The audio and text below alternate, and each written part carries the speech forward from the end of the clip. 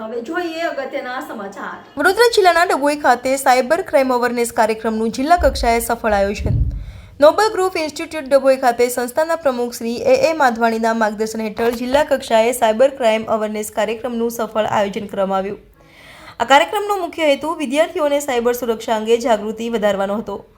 Cyber ક્રાઇમના વધતા જતા ખતરા અંગે લોકોમાં જાગૃતિ ખૂબ જ આવશ્યક છે, ખાસ કરીને નાના શહેરો અને ગ્રામ્ય વિસ્તારોમાં જ્યાં ડિજિટલ ફ્રોડ અને છેતરપિંડીના બનાવમાં વધારો જોવા મળી રહ્યો છે। આ કાર્યક્રમમાં ડિજિટલ છેતરપિંડી, ફિશિંગ, સાયકોલોજીકલ ટ્રાપ્સ અને ઓનલાઈન સુરક્ષા પદ્ધતિઓની સમજણ આપવામાં આવી।